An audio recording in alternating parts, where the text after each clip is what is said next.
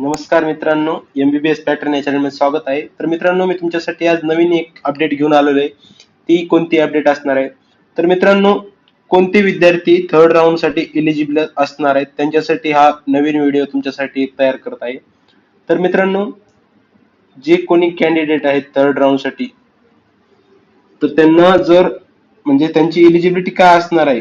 तर मित्रांनो, candidate who have joined seat up round second मध्ये field retention status retention form, ज्या विद्यार्थ्यांनी सेकंड राऊंड मध्ये सीट जॉईन केली आणि त्यांनी स्टेटस रिटेन्शन फॉर्म कॉलेजला भरला असेल तर ते विद्यार्थी थर्ड राऊंडला एलिजिबल नसणार आहेत.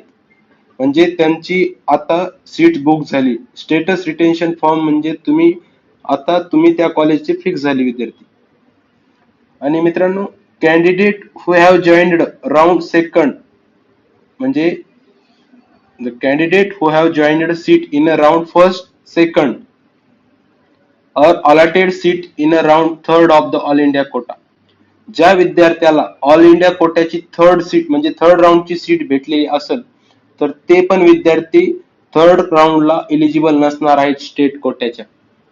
तर मित्रांनो, इन्फॉर्मेशन म्हणजे ब्राउचरची जी इन्फॉर्मेशन आहे क्लॉज 7.1 त्याच्यानुसार, if admission get cancelled due to any reason of the second round, म्हणजे काही कारणास्तव जर एखाद्याचं म्हणजे ऍडमिशन कॅन्सल झालं असेल सेकंड राऊंड पर्यंत, तर ती कोणती पण केस असते. कारण की काही ऍक्सिडेंटली कोणत्या कारणामुळे जर ऍडमिशन रुकलं असेल तुमचं किंवा तुमची रॉंग इन्फॉर्मेशन कॉलेजला म्हणजे तुमची ऍडमिशन करते वेळेस गेली असेल तर तुमचं रिजेक्शन झालं असेल किंवा तुमचं कागदपत्र चुकलं असेल फर्स्ट राऊंडला, तर तुमची समजा CET ने तुम्हाला रिजेक्ट केलं असेल किंवा कोणत्या कारणास्तव तुम्हाला जर रिजेक्ट केलं असेल तर तुम्ही थर्ड राऊंडला मित्रांनो नवीन ऍडमिशन करून तुम्ही थर्ड राऊंड मध्ये पार्टिसिपेट करू शकता. आणि तुम्हाला नव्याने एक तुम्ही म्हणजे रजिस्ट्रेशन केल्यानंतर तुम्हाला पासवर्ड ते काय तुमचा SML लागेल किंवा तुमचा एखादा नंबर काय ते ऍप्लिकेशन नंबर येईल,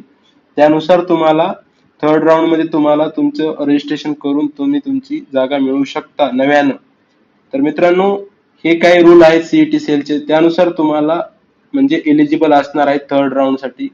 तर मित्रांनो, तुम्हाला या व्हिडिओ मधून जर काही माहिती मिळाली असेल तर आपल्या चॅनलला लाईक करा, शेअर करा, सबस्क्राईब करा. धन्यवाद मित्रांनो.